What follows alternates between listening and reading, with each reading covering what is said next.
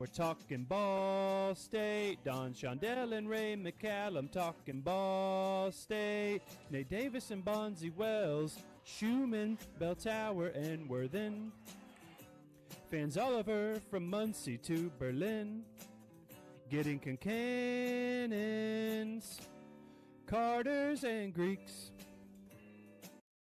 All right, everyone out there in Cardinal land, welcome back for episode number 2 of Cardwood, the show where Ball State men's basketball takes center court. I am John, your host, joined alongside Ball State legend, professional basketball player, the one, the only, Trey Moses. And today we're going to be breaking down everything you need to know leading up to the 2025-2026 Ball State men's basketball season. So, Trey, it's been a few days since we last spoke, since our interview that dropped for episode 1. Got some great feedback from people out there, the fans that watched. Did you hear any feedback from the episode? And if so, what were the fans telling you? Yeah, I had one person reach out and, they said it was, deep in terms of, the things we kind of talked about, because we talked about a lot of kind of deeper things in the mental health world too. So I think that was kind of the big feedback I got, but, seems like it's some people like it. So yeah, there we go. And so we're going to keep bringing people Cardwood as often as we can here. Like I said in the intro, Trey is playing professionally overseas right now. So the timing of when we can film, we think we got somewhat of a schedule lined up here. But Trey, I see you had a pretty nice game over the weekend. yeah, it was a good one. It was, for us, we're like I said last time, man, we're just such a young team that we have a lot of growing pains at times, and for us, it was an opportunity to kind of get over those in a sense. And it was the first time they had beaten that team since 2022. And Okay. it's a rivalry game. We call it a derby. So we had a packed house. And we just performed well and got the job done. Obviously, I played decent, and you just want to keep that momentum going to Saturday because we play again. There we go. Yeah. So I'm interested to see how that all goes out this Saturday, and I'll be paying attention. So, right now everyone's so focused on football. We got Ball State football, we got the NFL, we got all that type of stuff. But basketball is quickly approaching. I know you're in basketball mode right now because you guys are playing. NBA is just getting started, and Ball State men's basketball is going to be here before you know it. And so that's what we're here today to discuss mainly, is we want to give you guys everything you need to know and what we think about the 2025-2026 Ball State Cardinals. So today we're going to be looking at the roster and kind of what it looks like. It's very different from last year, which I unfortunately think is a trend of things to come for Ball State basketball in the future. It seems like there's going to be a big roster turnover every year. That's no fault to anyone other than just that's the fault of how college basketball is nowadays. So we're going to look at that. We're going to look at the schedule. We're going to look at the MAC preseason, kind of rankings and the awards. And then we're going to give some season predictions as well. But when we first start off today, we're going to start with the head man himself. We're going to start with Coach Michael Lewis, give you guys a little bit of overview of kind of what he's done so far at Ball State and maybe where we think Trey and myself think he is right now. So right now, going into Coach Lewis's 4th season, he's 49-45 overall. So winning record as of right now.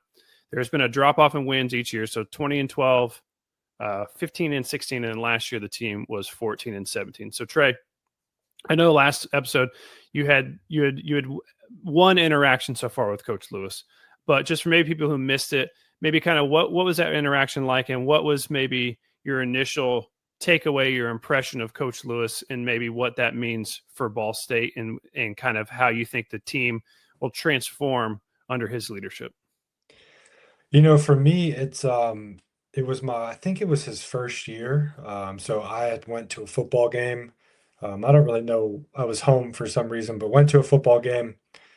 I didn't really expect Mike to know who I was. Like, obviously, I played at Ball State and, whatever, but he just came right up to me and said, "Hey, Trey, how you doing?" Introduced me to some of the guys. And for me, that meant a lot. I don't have a great relationship with, the staff or players and things like that, but that's something I do want because for me, I had, a lot of the past guys that would come back. Jared Jones was a big one for me that, I Hmm. could reach out to whenever I needed to. As guys or not transferred out, but graduated out, like Franco House was a big mentor for me. Big Gill was a big mentor for me.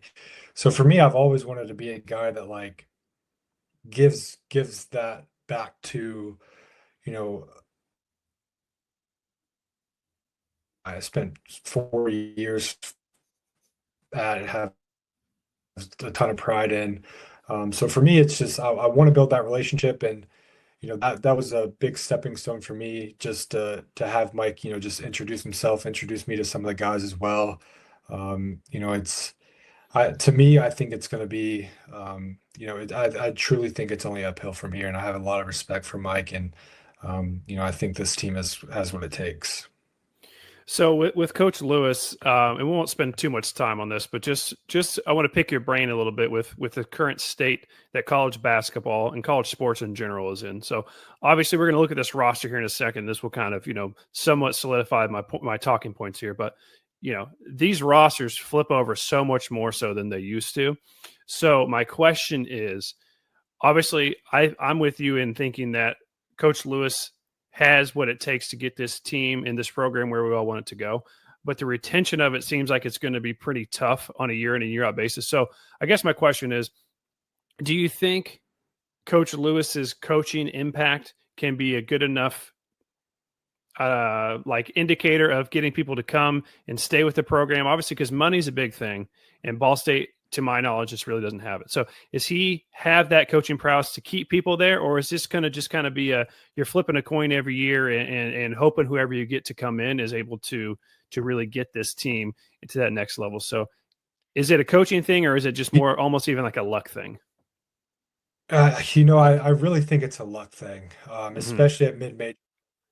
A lot of these guys, you look at the last couple years, Jalen Sellers, Brashear, Peyton Sparks, although he transferred back, like these guys that have big years, they're getting the opportunities to get close to six figures, if not more, to be able to go to these schools. And if I'm honest with you, like I would tell them to do the same thing. Like For sure. at some look out for yourself, but at the same time, I look at this program and whether it's just for the year, like you got to get guys that are going to buy in. The guys that buy in is the biggest aspect in terms of success. And I deal with the same thing in terms of, every year I'm in a different team, different country, Mm-hmm. different play. I've never played on the same team twice, but the big goal each year is as a coach is getting your players to buy into what you believe, your full offense and defense, how you want to play. And to me, I think that Mike is that type of coach that, like him or love him, he comes from Bobby Knight, and Bobby Knight was a tough coach. To me, obviously I haven't seen it, but Mike probably coaches the same way. Mm-hmm. And not a lot of guys may love that, but at the end of the day, a lot of these guys are going to leave, graduate, transfer, whatever, and eventually look back and be like, that's how I probably needed to be coached. Mike coached me how I needed to be, but he loved me off the court. Like he loved me on the court, obviously, coached me hard, but at the end of the day, he loved me. And to me, like when a coach loves you, has your back, like you're willing to go through a wall for him. And I think, this is the year to me that we have guys that are willing to go through a wall for Mike. And, I think we'll see. Yeah, and the talking about the coaching aspect of it, again, I don't know all the behind the scenes business and money flow and everything, but to my understanding, Ball State does not have a big NIL fund, and so these guys obviously know that coming here, and so they are kind of somewhat picking the coach that they want to play for, and so they are coming into this knowing that he's going to be more of a hard nosed coach, and that's kind of what they're looking for, I think, and so like you said, it might be tough at certain times, but looking back, this is, what they know is probably going to be the best thing for them personally. So, Uh, yeah, go ahead. I think, I look at, especially with the transfer portal, I think the key is getting guys that want to be here now. They're not looking Mhm. forward. They're not like, if I have a good year this year, then I can, make more NIL money next year. You're wanting guys that are coming here that are just going to wear Ball State on the front of their chest and have pride, even if it's just for the year, but have pride in Ball State, work their tail off, and just try to get the job done each and every game. And to me, like that's what matters. You can't Mhm. control the season if guys transfer, if guys leave, but you can control as a coach the year.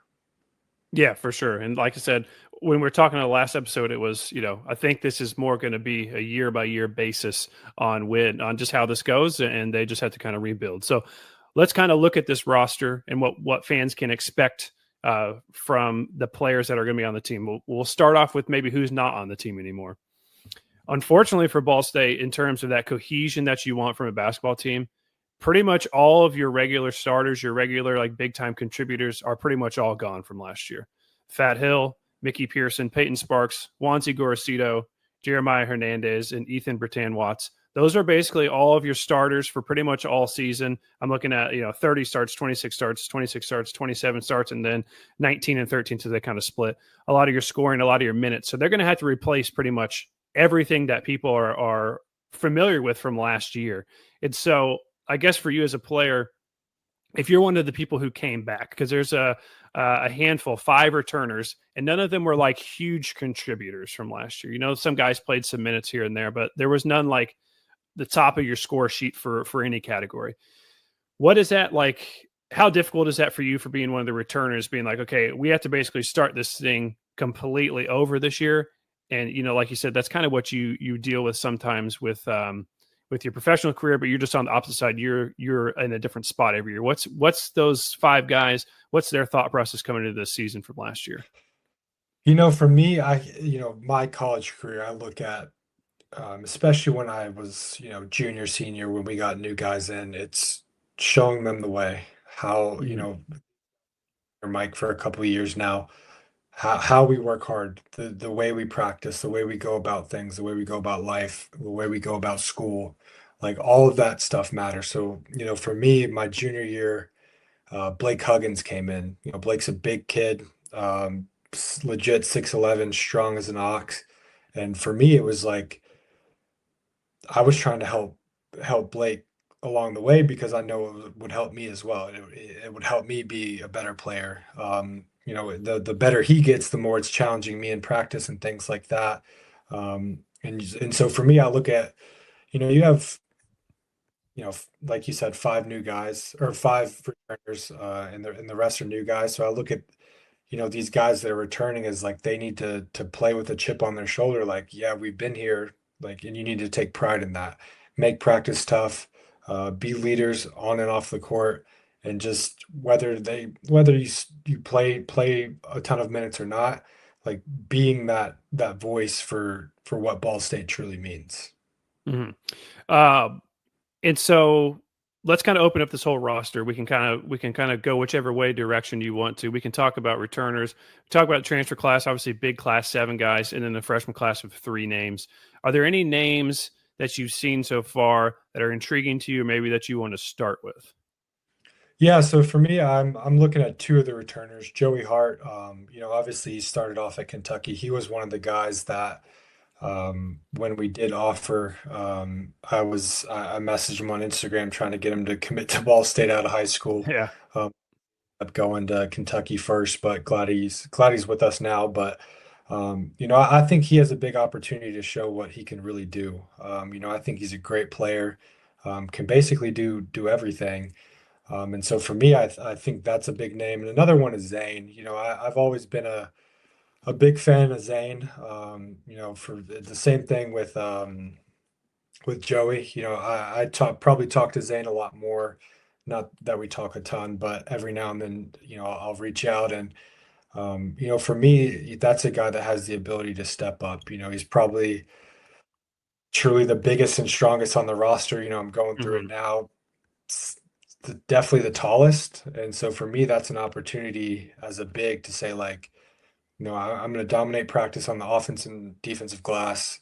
The defensive paint's mine. I'm going to finish everything offensively and just show what you can really do. And for me, I really I'm challenging Zane this year to go out and get everything because I feel like he's probably one of the returners that's overlooked in a sense. I Mhm. think he has have a great season. Yeah, funny enough, Zane is the only listed center on the roster. Everyone else is listed as obviously a guard or a forward, so he's the only listed center. So obviously the biggest body like you're talking about. And yeah, with Zane and with Joey Hart, these are guys like you said, he went to Kentucky, which side note, as a Louisville guy, that can't be bad. You can't love that. But anyways, these are guys that have this pedigree. Like you don't end up at Kentucky by mistake. You don't end up on the Kentucky men's basketball team by mistake. Zane was, a starter, Indiana All-Star for Ben Davis on those super good teams, I believe. Like those are not just, those don't happen by accident. And so, sometimes it takes people a little bit longer to get their sea legs, maybe at the college level. But yeah, I'm with you. While we haven't seen tons of production from them in their time so far, we've seen some playing time. They get minutes, but I would think of the returners. Those would be two of the guys that, I would be excited to see as well. Another guy that is returning technically, but he was redshirted last year, was Jai Anthony Bearden. He's going to be a redshirt freshman this year, but he was, around the program last year. He's coming over from Arizona. He played high school ball in Arizona, first team All-State, and he's the defensive player of the year in Arizona. Trey, in your time with Ball State, men's basketball, can you remember anyone coming from Arizona all the way to Muncie? I actually can't. I can't Yeah. remember how far. At one point, I want to say it was my senior year. We had like 9 guys from Indiana and who were Indiana All-Stars on the Mm-hmm. rosters. There wasn't much parity outside of that, but Arizona's quite far, and yeah. Yeah. So, I like seeing defensive player of the year. Obviously, maybe those stats don't show up as much in the box score all the time, but I love to see that because, you're going to have these, someone who can go out and lock somebody down. There's good players all over the MAC and all over college basketball. So I like that idea. I mean, again, we're not at practice every day. We don't know what's going on really, truly. So we'll see, when things kick off. They got exhibition game against Purdue Fort Wayne come up, and then obviously the season shortly after. So those are some of the returners. That's basically pretty much all the returners. Like we said, there's not very many that are coming back. So what about this transfer class? Obviously, again, you're losing pretty much all your production at pretty much every statistical category: scoring, rebounds, assists, minutes, everything like that. So is there any names in these transfer portal window class that kind of stand out to you? For me, I think the big thing is just how many, like you said with Zane, we only have one true big on the roster, but how many different guards we've brought in. So I Mm-hmm. think for it's tough to just point out one name because, like you said, we're not in practice. We Right. don't know what we're like. We don't know what these different things are going to look like. But to me, I look at this team as a team that's going to play fast. With Zane in the game, they'll probably play a little different, still play fast. Zane's pretty athletic, but when Zane's not out of the game, I'm looking at a team that's going to get up and down, that's going to be picking up full court, that's going to be pressuring the ball, getting up and down, offensively and defensively, being passed, trapping a lot. Like that's how I imagine that's going to look like this year. Obviously, I could be totally wrong, but Mm-hmm. for me, just in terms of the transfer board, it's so hard to just pick out 1 or 2 guys when you're bringing in so many different guys for the same 1 or 2 positions. But I'm really excited about the year, and I think especially if they play fast, Muncie's going to be super fun time to be able to watch this team.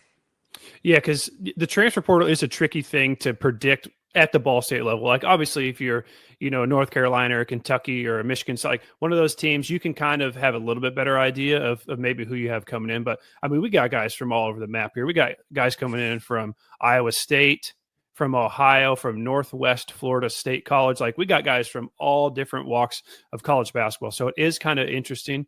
A couple of things of what I could find from some guys here. I'll give you a couple notes that I have of some people. I haven't watched really any game tape or anything like that. I haven't got too deep in the weeds, but just the stuff I can find and some stuff that I've talked to with some people who have seen things a little bit closer so far this offseason. One of the names that they're talking about maybe potentially being like this new number one scorer, kind of like to replace Fat Hill. I don't know if they think that he's going to be as dynamic of a scorer that Fat was, but this Davion Hill coming up from the Northwest Florida State College. He averaged about 15 points a game last year. And then he had a season high 38 points in a game, which you always love to see. If you have a dominant scorer out there who can you can kind of turn to in those tough scenarios where you might be going through a slump or something, and we just got to get a bucket. It doesn't matter how it comes, but we just got to see one go through the net. So that's one name that I wanted to throw out there. And the other one was Juwan Maxey, and I might be looking too far into this, and you can kind of tell me a little bit if you think I am, but I always think the coaches pick who they take to media days on purpose. We saw this with the football team this year. Kyle Kelly, Darren Conley. These are two of the leaders of the team, two of the better players of the team. Juwan Maxey was the one who was picked to do the MAC media days with Coach Lewis. Am I looking too far into that, or is that like a real thing, do you think? No, for me, I think that, you look at, I think he's probably one of the leaders, one of the guys that's looked at as that could be a captain. Coming from Youngstown State, like that's a good program. For Mm-hmm. right during my time, he came from Youngstown and obviously had a great career at Ball State. But I look at him as a guy that's going to be able to, depending on if he's the one or two, but either way, I look at him as a guy that's going to be able to control the floor. He's going to command the huddle. Yeah, I don't know if he's going to play the one or two, but I look at, like you said, guys or coaches aren't just going to bring guys to me today just to say they have a guy. Like this is going to be a guy that one probably is going to be looked at as the leader of the team. Two, is going to command huddles, and three, a guy that fans are going to love to see. And to me, that's why Mike brought him to media day. And I look at him as a player that has a chance to have a big year. Yeah, and one thing I liked when I was looking up stats for him of things he did at Youngstown State, he had 75 3-pointers last year. He would have been the leader for Ball State last year, just by a couple. But whatever amount of three-point shooting they lost, it seems like they were able potentially just to replace it with him. I think that covers for the most part the main people in the transfer portal. Those are the kind of the names. Obviously, another name. Anytime you look at where someone came from, obviously we talked about this with Joey Hart coming from Kentucky. You got a big man in Caden Fish coming from Iowa State. He didn't really play very much last year for Iowa State, but seeing someone at those power school levels come over, potentially coming into the Mid-American Conference, you always have high hopes for that. So I don't know if you've seen anything about Caden Fish at all or not, but it always gets your eyes attention when you see a name like Iowa State. These guys that go from bigger programs to a mid-major they may come with an ego, but to me, he doesn't seem like a guy that's going to be coming with an ego. He seems like that's going to be, because I don't think Mike's going to bring in those types of guys anyway. But to me, I think he seems like a guy that's going to be completely bought in whatever role he's in. But to me, he has a chance to be looked at as one of the best players on this roster in terms of offensively, defensively, being able to score, but able to, because he's going to have to. He's going to have to, probably play the 3, 4, 5 because there's only one true center on the roster. But he's 6'6", 245. Like, you look at that as, Franco was an undersized big during my time. But you look at Caden, he's probably got the same build, same strength as Franco did, and he's got the opportunity to really show what he can do this year. Yeah, 6'6", 245. That's not a small guy by any means. I think it's biggest guy on the team, not height wise as much, but weight and strength wise, he's probably going to be the biggest guy we got. And we'll kind of go through the freshman class real quick. There's only 3 of them. You have Easton Foster, a kind of a local kid, first team All State, state of Indiana. That's no small feat right there. And then Preston Copeland is a 3-star. It's got to be a higher star rating that Ball State gets. Number 65 power forward in the country. Do you have anything on any of these freshmen? Obviously, it's tough to know if they're going to play, if they're going to take to college basketball right away. You see some of the stats and some of the numbers and you get really excited, but maybe what's kind of your takeaway on the freshman class or what people should expect? Yeah. I look at this freshman class as a 3 guys that truly have the ability to come in and make an impact. And as a coach, whether it's 5 minutes or whether it's 30 minutes, like you're wanting to bring in freshmen that have the ability to come in and make an impact. And I look at my freshman year, I feel like I wasn't one of those guys that was gonna be looked at as making an immediate impact, but I felt like I had a good freshman year, and so I did make an impact. So you want, as a coach, you want to bring in guys that, whether they end up redshirting or not, you think highly enough of these guys to bring them in as freshmen, and that they do have the chance to make an immediate impact. And whether they do or not, that's just how basketball goes. But I do think that you're bringing in three guys that have the chance to make an immediate impact. Okay.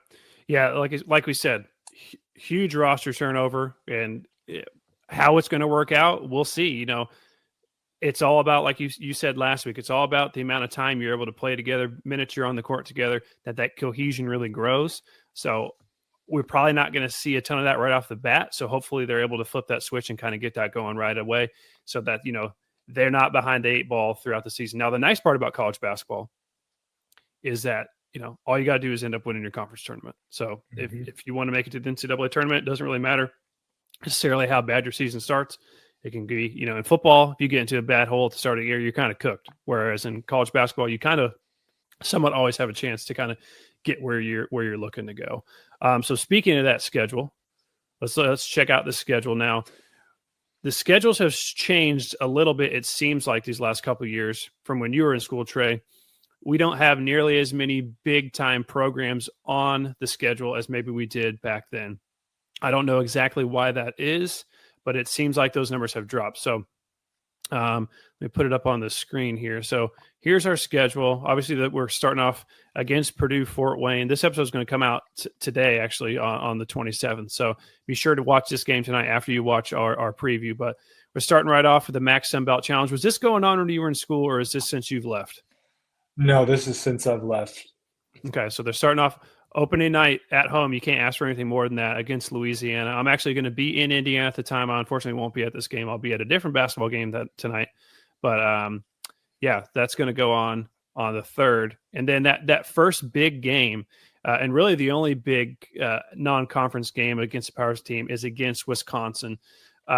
Traditionally a very good basketball team. I don't know exactly how they're shaping up to be right now, but with these big non-conference games, what's kind of your guys' mentality going into it? Obviously, you won one of these against Notre Dame. So what's kind of like your thought process coming into this Wisconsin game for Ball State this year, do you think? To not do too much. Just go play your game. Go control what you can control in terms of how you play, the way you run the floor, the way you guys rebound as a team. Shots go in or not go in, like that's life, that's basketball. But at the end of the day, you just got to play your game. And I think that, Wisconsin's a tough place to play, for one. They probably have one of the best crowds in the country in terms of just how tough it is to play there. But I will say that, these are the games that will really get you up. Like these big time programs, because if you win one of them, if you have the opportunity to win one of them, you'll remember it for the rest of your life. I'll remember Notre Dame for the rest of my life. And yes, if you can go into Wisconsin and take one and steal one on the road, because at the end of the day, Wisconsin's probably looking at this game saying, it's just Ball State. But Notre Dame did the same thing. And we went in there and we stole one. And I think that, if you can go in and steal one at Wisconsin, it only gives you more for the rest of the season. It gives you just that little boost that you may need to get you over the hump. Yeah, you get, and then you're playing it early. Yeah, it's early. It's like what, game 3?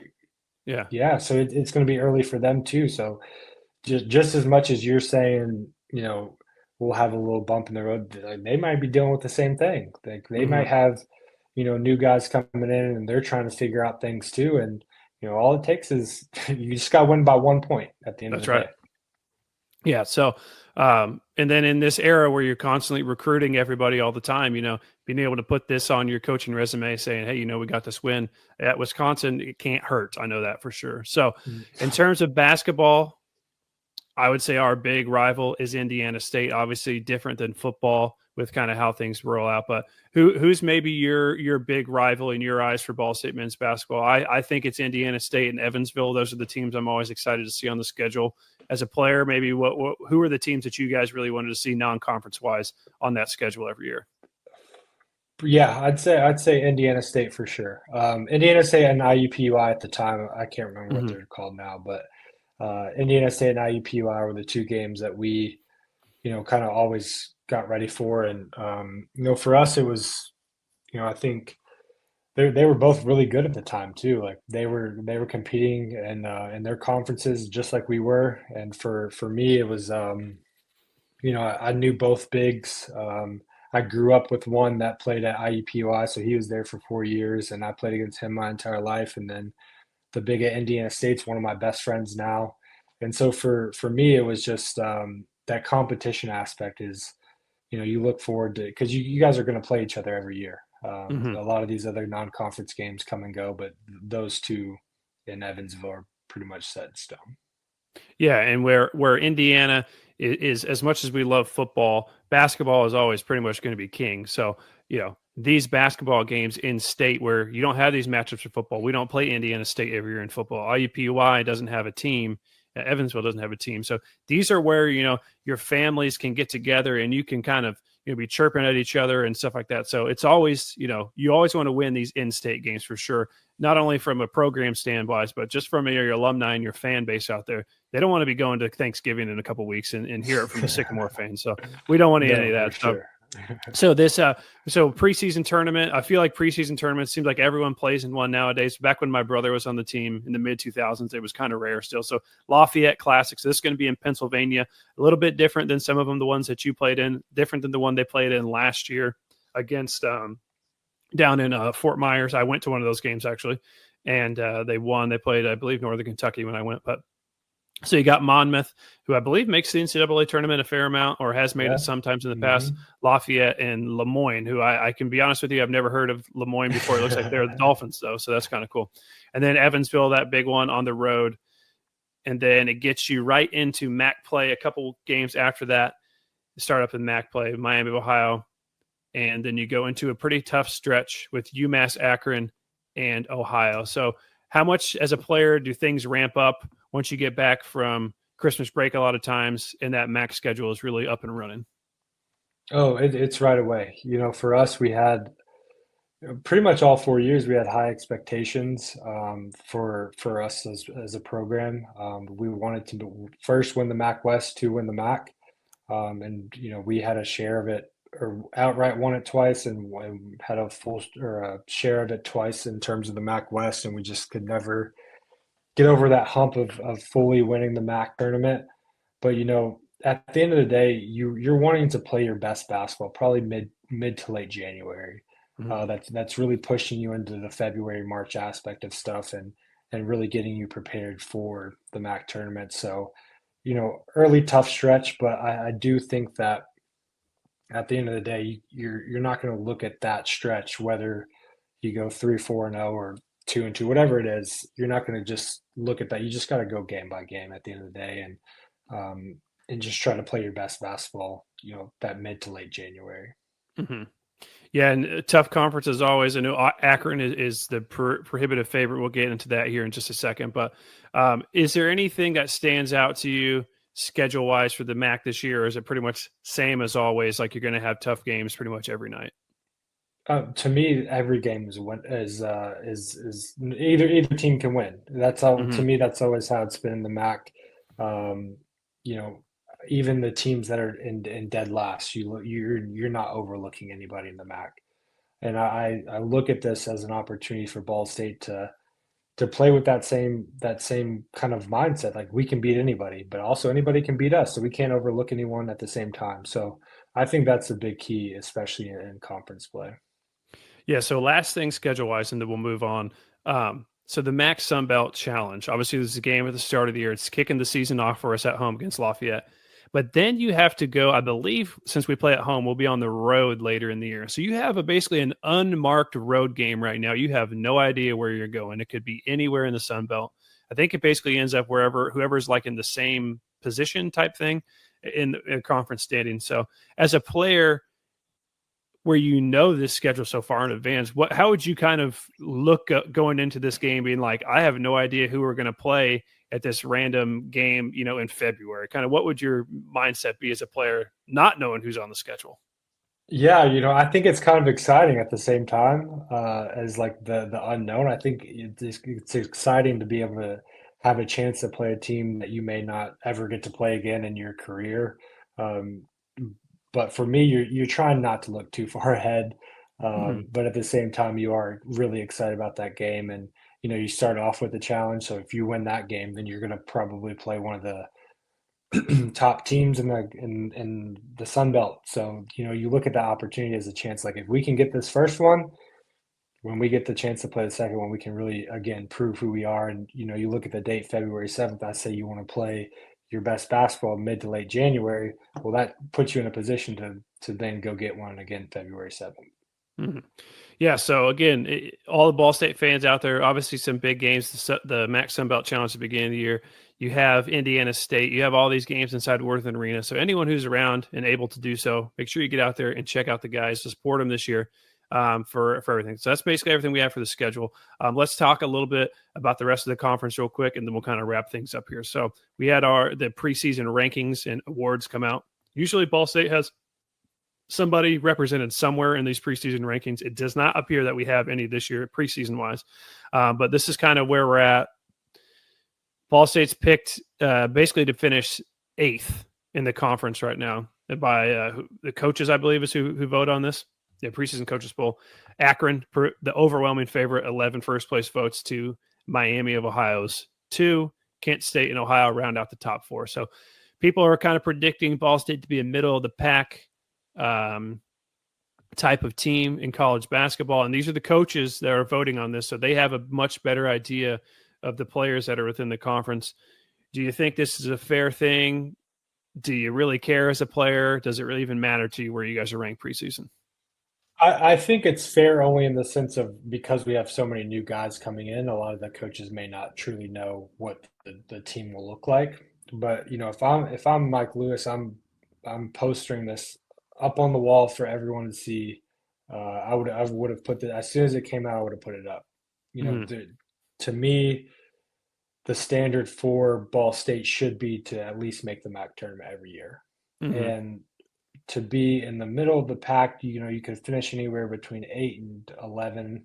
Like to me, as a coach, you're wanting to create as much motivation for your players as you can, and for me, that has to be number one because that's team first. Like Mm-hmm. that's a collective as a team.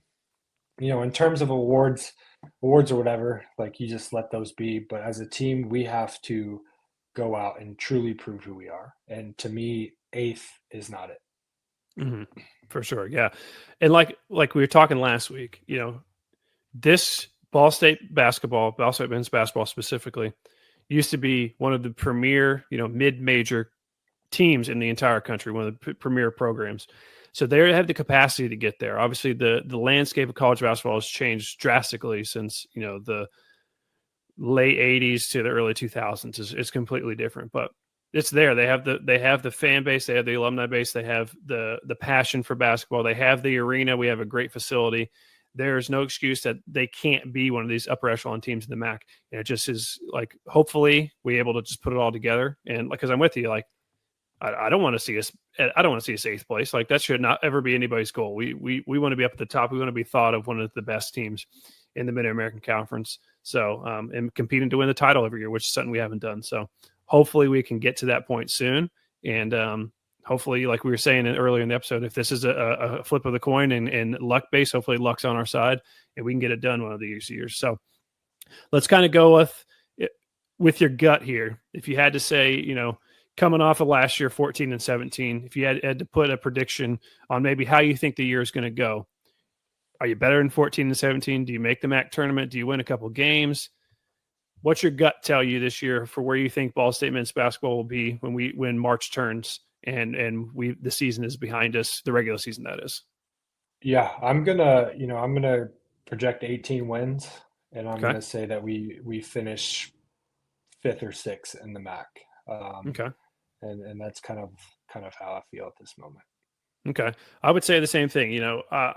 I would like to definitely see him over 500 for sure. So, if that puts us at, around, 16-ish, 17 wins, I think I'm in the same ballpark with you there. I think they should get over that. I think the schedule seems favorable. Like I said, I haven't looked too closely into it, but, with football, and football is the main show that I do. Ball State has these two big games every year that they're getting paid a bunch of money to go play with. It was Purdue and it was Auburn this year. Those are pretty much always going to be losses for the most part. Now, we've got some wins before. When I was in school, we beat Indiana, we beat Virginia, we beat South Florida at the time, who was in the Big East. You can get a win every so often, but those aren't necessarily designed to be wins, and that's a higher percentage of your schedule. Ball State men's basketball doesn't really have those like we talked about. They have the game at Wisconsin, which is a tough game to win for sure, but they're not like loaded with playing Wisconsin and Kansas and Iowa State and all these teams. They just have one of those. So really now you're on equal footing more so with the rest of the teams on the schedule. You're on equal footing with Indiana State. You're on equal footing with Lafayette. You're on equal footing with Evansville. Now, do they have better teams or not? That I don't really know because I don't really keep up with those teams too much, except for when we're playing Ball State. But the illusion of us on this similar ground should be there. So I think saying that you expect them to go 500 is not a crazy thing at all. So I'm shooting for 500, and yeah, I'm saying upper middle part of the conference as well. I think I'm in lockstep with you there, just because I do believe in Coach Lewis. I think that he is the right man for the job and get this team where they want to be. So I think kind of regardless of who's on the roster, I think he'll coach them up and these guys will be ready to go. Trey, do you have anything else you want to get off your chest or your thoughts on this upcoming season before we get out of here? Man, I don't know if any of the players watch this, but I think just in general, just go out and have fun, man. Take every game by game. Go out and compete, because I do think we have the team to do it. I do think we have the coach to do it. Have pride in this. I miss college, man. I miss playing for Ball State. I miss having the name on the front of my jersey. If I could go back, I would. There's nothing like college basketball.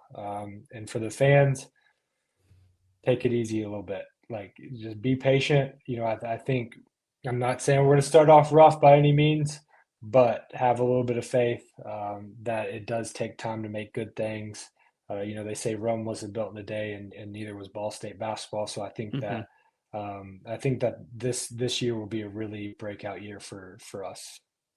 Okay. Yeah. Well said. I told everyone the same thing football wise, with a new coaching staff coming in, this team is not going to look the same week 1 as they do week 12. And you can say the same thing for basketball, not obviously coaching staff wise, but just roster wise. It's going to be a whole new team. So yeah, patience is key here. And hopefully by the end of the year, we're cutting down the nets in Cleveland and, we've shocked the world here. That would be awesome. Yeah. So that's going to do it for episode number 2 of Cardwood, the Ball State men's basketball preview for 2025 and 2026. So huge thanks to everyone who's tuned in and listened and watched and trusted us to give you our look into the season this year that is Cardinal hoops. So again, this is coming out on the first day of our exhibition game against Purdue Fort Wayne. So be sure after you watch us to go check that out tonight. And I'm excited to see what they have and get our first glimpse because these exhibition games are now, they used to be a secret. Like no one would say who they were playing. And now they're on TV, they're doing everything. So did you guys ever have any of these that were no one told anybody about? We had like secret scrimmages, but exhibition wise, we were playing, D2, D3 teams. We weren't really playing other D1s. So this is a new landscape for me. Who were can you reveal who the secret scrimmages were against now? I know there was one time we scrimmaged IPFW. We scrimmaged them at IPFW. I know we had another one. I don't think it was like South Alabama, but it might have been them. Like, we had one come in. It's hard to remember, it was so long ago, but especially in exhibition games, you kind of just want to take with a grain of salt. You as a fan, Mike's probably going to play a lot of guys, try to get a feel for everyone, see how they're playing together, try different lineups. So don't just go off what you see in the exhibition game and make they're going to win the national title or they're not going to win a game this year either way. You just kind of got to go. You just take it with a grain of salt. Okay, perfect. Well, yeah, I forgot about that. I figured I'd ask before we got out of here. So now we'll really get out of here. So if you enjoyed the show, make sure you just subscribe to the channel so you don't miss any episodes of Cardwood. We're going to be doing this throughout the year as often as we're able to. So be sure to subscribe so you don't miss anything. And if you like this episode, be sure to comment. Tell us maybe how you think Ball State's going to do this year. leave a like, tell your friends, tell your grandma, tell your neighbor, whoever you know who's a Ball State fan, let them know about Cardwood. We'll be back soon. I'm not sure exactly when, but we'll be back soon because we'll have some games very soon that are going to be played. So we're going to be back to talk about everything that we saw. And until then, everyone out there, chirp, chirp, and go Cardinals.